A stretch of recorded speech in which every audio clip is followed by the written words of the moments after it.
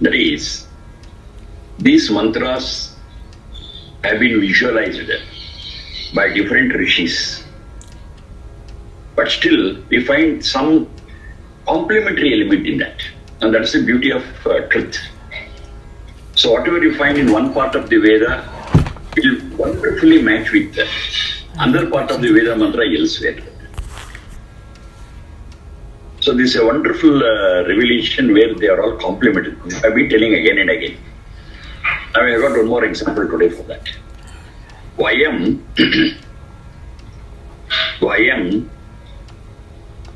Devanam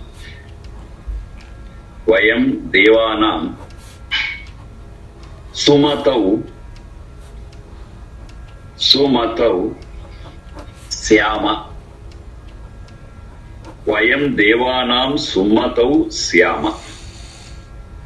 Rigveda, it's a piece of the Veda mantra. Rigveda 7.41.4. 7.41.4.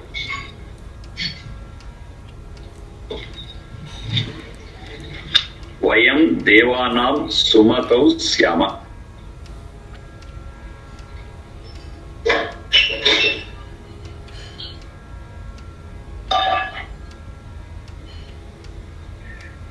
Vayam Syama, we shall be. Vayam Syama, we shall be.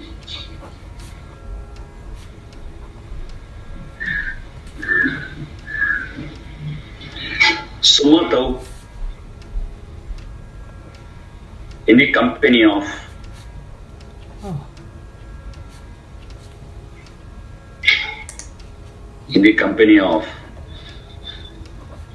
Devanam, knowledgeable people. We shall be in the company of knowledgeable people.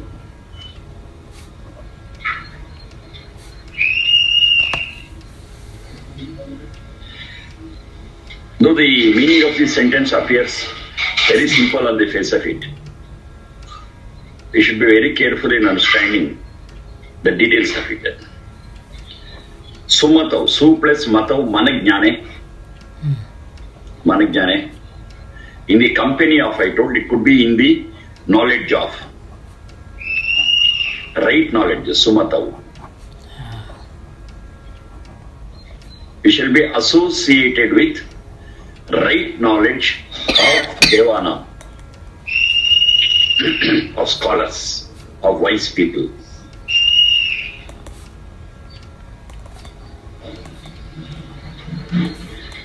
I have seen the root for Devanam. Deva Krida, Vijagisha, Vyavahara, Jiti, Stuti, Moda, Mada, Swapna, Kanti, Gatishu. That's the root for Devanam. Syama Bhusatayam. Vayam is a common noun. Vayam Devanam Sumatau Syama. And for Devanam, another explanation is there in the Nirukta. It says, Devo Danat. Devo Danat. One is liberal in giving. He is also called as Deva.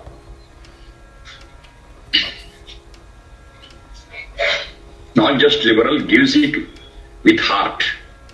Generous.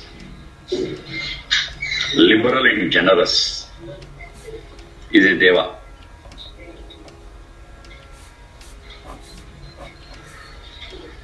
Vayam Devanam Sumatau Syama, Rigveda 7.41.4.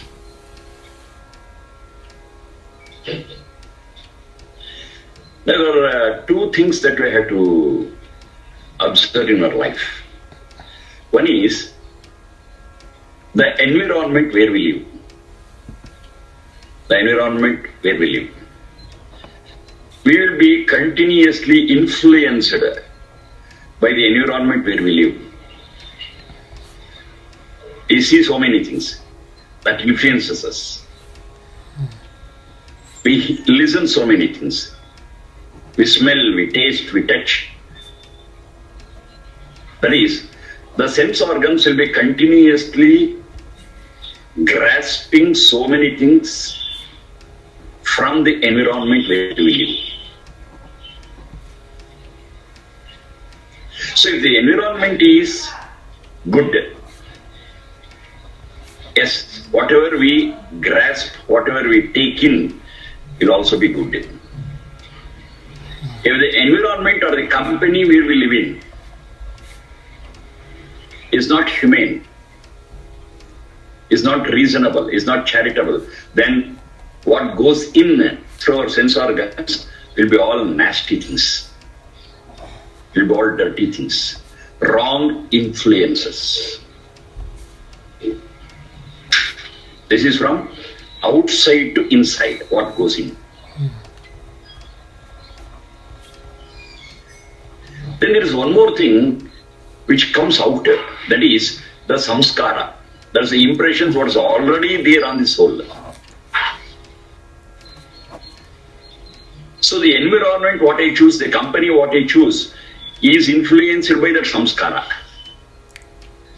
And whatever goes in becomes a samskara. And according to the samskara, we choose our company. Now it is interdependent. Now it's a very big problem. We have to break this chain somewhere. Otherwise, the dushta samskara, the kusamskara will make us go to a wrong company, and the wrong company will further enhance the kusamskara what is in us. We can understand what goes in as prabhava, the influence. And what comes out as means of samskara, we can call it as prerana. Okay. Prerana. This is prabhava, that is prerana. Prabhava is the influence of the environment where we live, and prerana is what motivates us from inside, depending on our samskara. That's a peculiar situation. If the prerana is good, yes, we choose the right company, and the prabhava will be good. Because the prabhava is good, the samskara will be all right, and the next prerana will be good. Think of the other way around. It becomes a vicious circle if you think the other way around. The prerana what is there, that samskara, takes us always to a bad company.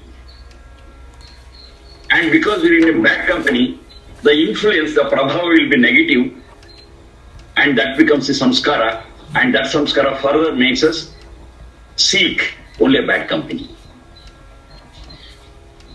We go after bad company, the environment influences the bad things. So again, bad, bad, bad, bad. So finally we are lost. It's a vicious circle. If it is a good circle, that is excellent. But if it is a vicious circle, then we have to be very, very careful. It just takes us to the doom. That's the end of our whole exercise as human beings. That's the end of, or I can say, it is a continuous negative cycle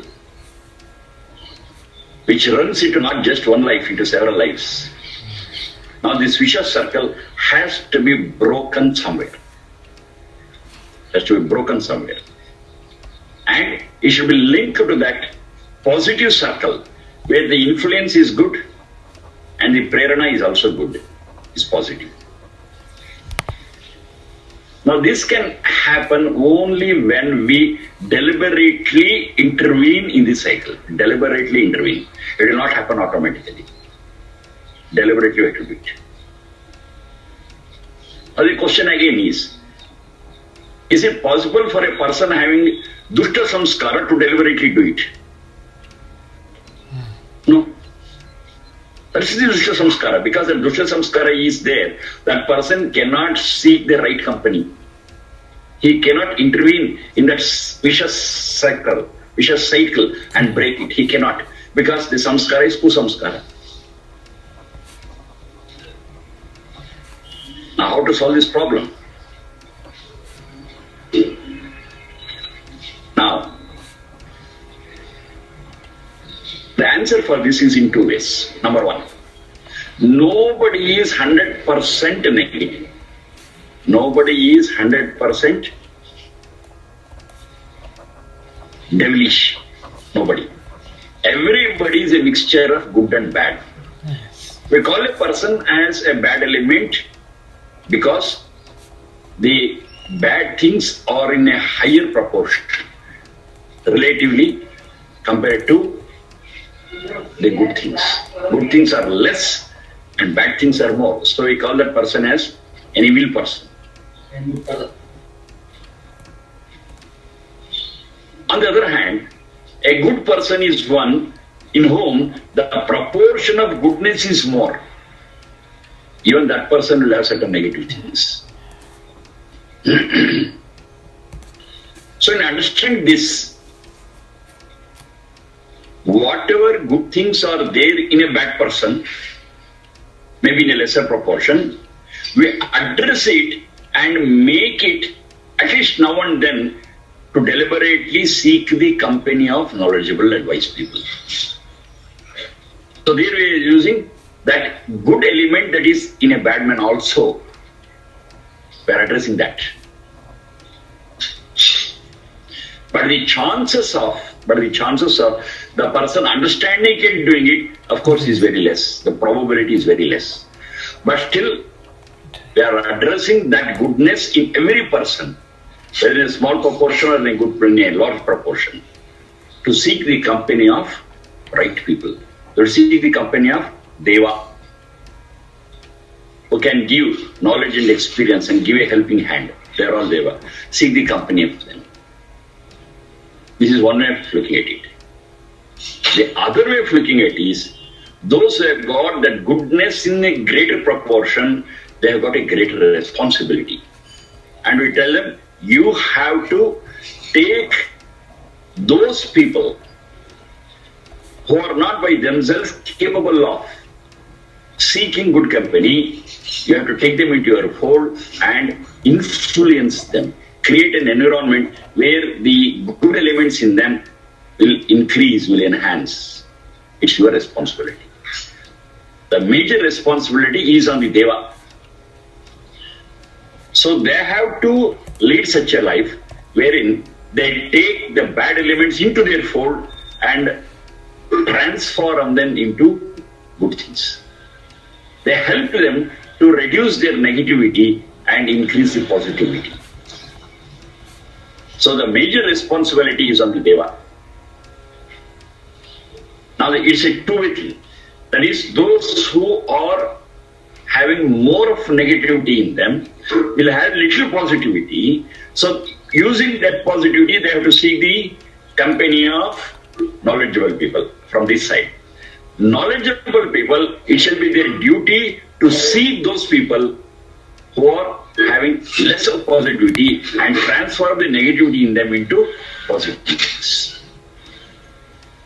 So only when this process is done, that vicious circle can be broken, and over a period, the bad, so-called bad people will get transformed into right people, into good people. Their negativity will come down and their positive approach will increase. We cannot say positive approach in a person is zero. It can never be zero. There will be some positivity, 100%. That is the one what we have to recognize and motivate them to increase that and reduce the negative elements. Now this who has to do? From their side, little motivation. From the side of the knowledgeable people, more of responsibility. Now the vicious circle can be broken.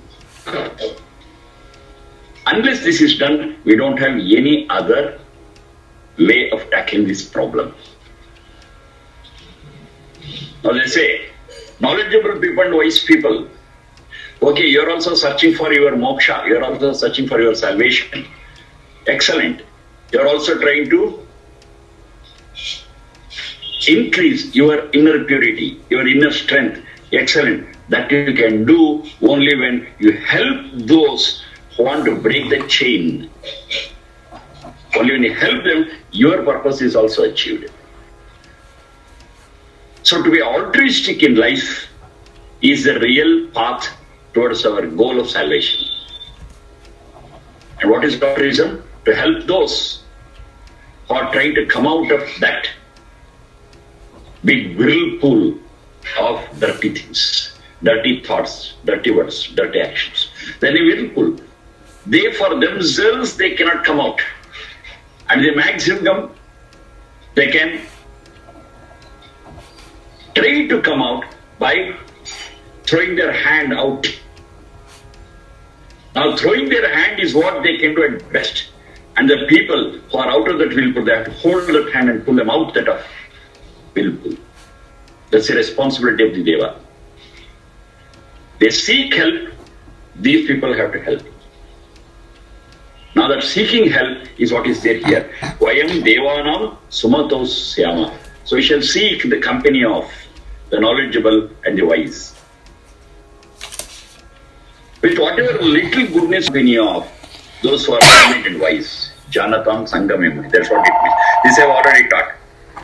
If you refer back, it's there already. Janatam Sangamim.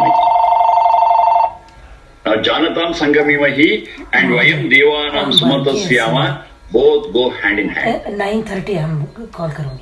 They are complementary to one another.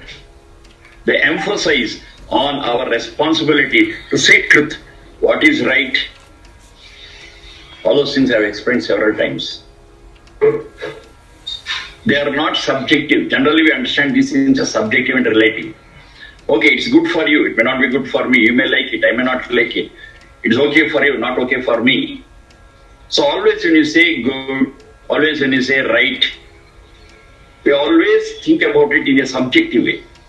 But Vedas are very clear that if you go by the subjective or relative way, we can never define what is good, we can never define what is right. Only in an objective way when you go, where you overcome our prejudices, our influences, and look at it from a different angle of objectivity. Yes, you will not be able to define right or wrong, you will not be able to define good or bad. So this I have told several times. Forget about our individual evaluation of what is good or bad. The objective definition is those which give us the internal strength, internal purity, they are good. So we call it as punya, that we call it as right, that we call it as good. Those which are responsible for giving us the internal strength and purity. And the contrary to it, what snatches away the purity, what pollutes, and what will not give us the strength but weaken the soul. Yes, they are all called as papa, they are all wrong, and they are bad, evil. So this we have seen. Now it is very clearly the strength and purity of the soul that is the ultimate scale. Physical strength, physical purity is not in the picture at all. Physical purity and physical strength may be there, may not be there. But if the spiritual strength is there, spiritual purity is there, yes, that is good, that is right. What bestows upon us the spiritual strength, what bestows upon us the spiritual purity, that is good, that is punya. And this definition is objective, it doesn't depend upon any individual because they have got the cosmic law working on it. To tolerate, to practice non-violence, we require more strength. To practice violence, we need more strength. But violence, it needs strength at the physical level, at the mental level. But it is totally the other way at the spiritual level. So if I say, I am physically strong, the person who concentrates on physical strength and the mental strength may be violent. But spiritually, it's totally the other way. Spiritual strength comes only from non-violence, tolerance, love, service, sacrifice, cooperation. These are all the things which gives the internal strength, but the externally, what we are able to visualize externally, Many people interpret it as weakness. Meekness, these are the defined. But it may be at the physical level, but at the spiritual level, it is the strongest one. Now it becomes really the strongest one when it is also supported by the physical and mental strength. Spiritual strength is real spiritual strength only when it is supported by the physical and the mental strengths. Because some people are there, they are tolerant not by choice but by force. They are weak, they cannot do anything. So they say, okay, I am tolerant, I will not do it. It's ahimsa. No. We should have the strength to react, we should have the strength to overcome it, but still tolerate and stand still. And that is ahimsa, that's non-violence. It requires more strength. Which strength? Not physical, not mental, but spiritual strength. So this spiritual strength can be experienced by anyone. It's visible also, it's clearly visible. There's a person who is spiritually strong. Please note, will never hate anyone. He is not afraid of anyone. He is not afraid of anyone. He will not hate anyone. Because he is spiritually strong. Only weakling is afraid of so many things, and the cause of his fear he hates. It's not very difficult to understand this. It's very simple. It's very simple to understand this. Why I hate a person? Because I'm afraid of that person. If I'm not afraid of a person, there's no cause for me to hate. I just love. Hatred and love cannot go together. Fearlessness and fear cannot go together. They are all opposites. Hatred and fear, love and fearlessness go together. This is a cosmic law. It is the same for all. It is the same for all. It's not one for one person, another thing for another person, and something at one point of time and something else at some point of time. No, it's not like that. At all times, for all people, this is the rule. One who is strong is not afraid of anything. One who loves everyone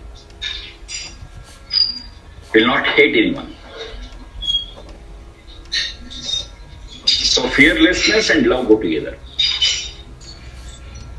So all those thoughts and actions and our talk, as long as they're with love, that itself proves that the person is strong and tolerant and pure. Even if it comes to that, maybe because of this tolerance, of course with strength, not without strength. Of course with strength and knowledge a person is tolerant. And even if it comes to a stage where the person has to sacrifice certain things, he will do it happily. But a person who is afraid, who hates, if it comes to that, he will not be able to sacrifice. He will not be able to give. So that attitude of sacrifice, doing something for the sake of others, is strength, is purity. It's very difficult for a person to do it, that we can understand. To grab is easy, but to sacrifice my need and give it to somebody else, it's not in commonplace. It's not in commonplace. That needs greater strength. Okay, my need is there. Let me sideline my need. Let me keep my need at a bay and let me sacrifice what I have with another person who is needy. Now this needs spiritual strength. If that spiritual strength is not there, we cannot think on those lines. I'm in need of this, where it is, okay, grab it and eat. This is how it happens. We will not be in a position to understand the needs of others. We will not be able to react to their pains and pleasures. We will not be sensitive enough. If a person is sensitive and can compassionately understand the pain and pleasure of others, yes, it requires more strength. And that is good. Compassion is good. Insensitivity and cruelty is bad. Why I am defining? Because only a sensitive person can compassionately work with others. And their understanding the pains and pleasures of others becomes supreme rather than our selfish needs. Every animal is selfish by nature. It requires no special strength. It is natural. But to overcome that natural thing and to become compassionate with other life, yes, it requires little effort. It requires a lot of tolerance and understanding and feeling and compassion. And to achieve it, one person has to work for it. By working for it, yes, the person becomes stronger and clearer. It's always there. At the physical level also it happens. Only when I exercise, only when I work out, yes, I become strong and healthy. If I don't do it, I become a couch potato. That's what they call it. I become a couch potato and nothing will happen. I become a weakling and I'll be prone to several diseases. A person who is active can never become unhealthy. In the same way, a person who is compassionate and can understand the feelings of others is stronger. A person who cannot understand these things is insensitive and is not a good person. These things are objective in nature. It's not a definition of any one person or experience of any one person. It is common to all. It's a common law. If somebody doesn't accept this, which is the truth, they are going to realize it one day or the other. Those who are bad, at one point or the other, they will be afraid of so many things. And where there is fear, there is no peace of mind. They realize it at one point of time. My whole life I spent in a fearful condition. I never experienced peace. They might be materialistically very rich. They may have a lot of people around them. They may have a lot of wealth around them. Everything is fine. But internally they will be bankrupt. They will not be able to experience peace. The person who can experience peace, yes, they will be comfortable and satisfied wherever they are, in whatever condition they are. Because there's peace, because that happiness, it comes from within. And that is this internal strength that we are speaking of. Only when that internal strength is there, yes, we can create our happiness. We can manufacture our contentment. We can manufacture our peace of mind. Not externally, not externally. All these things we'll be able to understand only when we deliberately seek the company of knowledgeable people, and the knowledgeable people will share their knowledge and experience, their wisdom and experience with us, and we also can be wise and knowledgeable and ultimately result in peace of mind, in a blissful state. And that is what we are in search of, whether good or bad. Every one of us, we are in search of it. Every creature on this planet, in this universe, is after that. Peace of mind and bliss, an experience of ananda. Everybody accept it. Even if a bad person is there, even if he is into bad deeds, ask him a question, why you are doing all these things? He says, finally I want this and that. Why you want this and that? Finally I want to be happy and peaceful. That's the final answer. Of all people, irrespective of whether they are good or bad. But the problem is, how to get it? Wise people know, unwise people don't know. That's all. Unwise people can know about it only when they are in the company of good people. Therefore, Vayam Devanam Sumatau Syama. We shall be in the company of knowledgeable people. We shall be in the company of wise people. So this we have to understand and intervene from our side. To what extent? Okay, it differs from person to person, that doesn't matter. Okay. On the other hand, those who are wise, they will take care of the rest.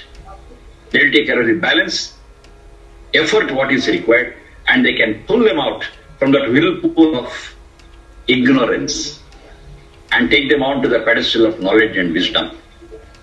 This is a process. So this process we are into by chanting this mantra again and again. Vayam devanam sumatau syama janatam sangame mahi, etc., etc., etc. There are so many such mantras. We have to take a step towards wisdom, and those who are wise will carry us for a longer period. But the first step we have to take. And everybody can take it because everyone has got in them a little or more of good things, positive things. Everyone has got it. Nobody is 100% negative. So many such things are packed in this piece of the Veda mantra, Vayam Devanam Sumatau Syama. Next one. Surya Chandramasau Surya Chandramasau Dhata Surya Chandramasau Dhata Yatha Purvam Akalpayat. Surya Chandramasau Dhata Yatha Purvam Akalpayat. Rigveda 10.190.3. Rigveda 10.190.3. 10th Mandala 190th Sukta and 3rd mantra, piece of it. Surya Chandramasau Dhatra Yatha Purvam Akalpayat.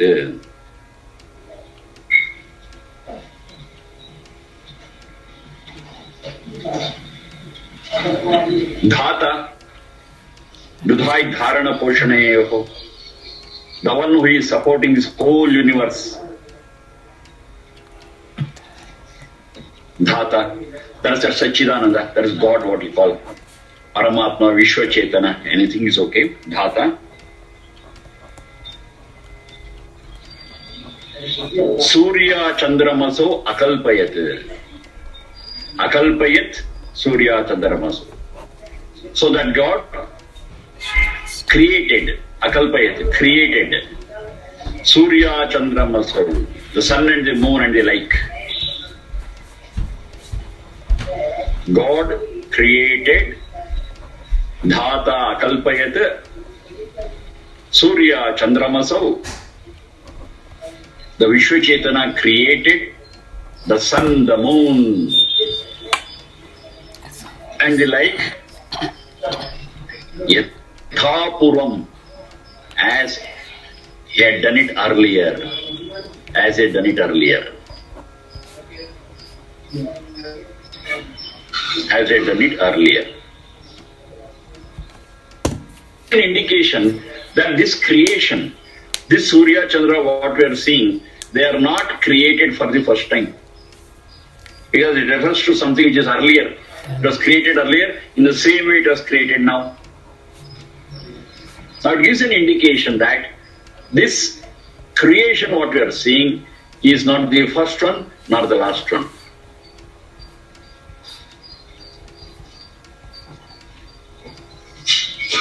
Earlier also, the creation had taken place and is going to take place in future also.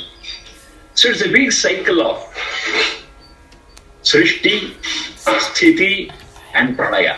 Srishti, Sthiti and Pralaya. Creation, maintenance and destruction. Now when I say destruction, it is not ultimate destruction. When I say creation, it is not 100% fresh. No. I have discussed sufficient number of times that basic three things are beginningless and endless. Sat, Satchit and Satchidananda. is not created, Satchit is not created, Satchidananda is not created. They are there, they exist, they existed, they are going to exist. Anadi, Ananta, these three entities.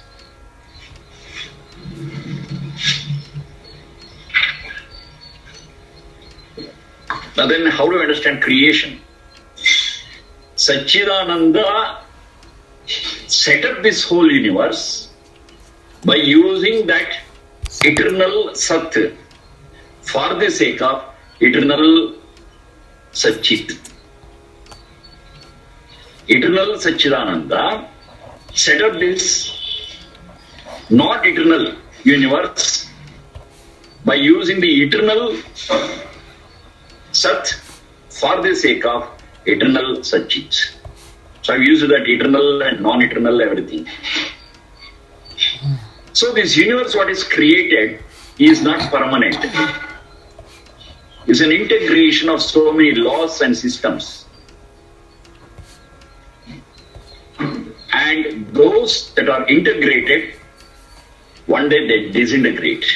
That's what we call it as pralaya. For a long time this universe will work, will function. So it is generated, it is operated, and finally destructed. So this generation, operation, destruction, generation, operation, destruction is a very big cycle. It's a very big cycle. Now here this mantra says, in this big chain of generation, operation and destruction, the generation takes place in the same way every time when it comes to G. Generation, operation, destruction, and I come back to G. After destruction, when it is generated, it is done as it was done in the earlier cycle. Surya Chandramaso Dhata Yatha Purvam Akalpayat. So the big chain, it's a big cycle which is rolling. Generation, operation, destruction. Generation, operation, destruction.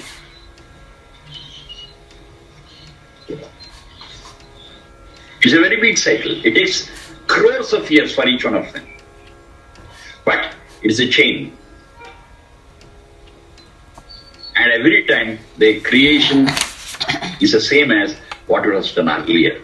And the creation, what is going to be, will be the same as this. And it runs, it operates for crores of years.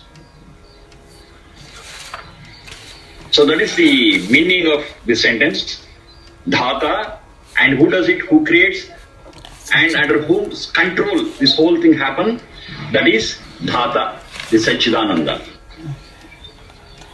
Dhata akalpayat Surya Chandramaso Yatha Purvam.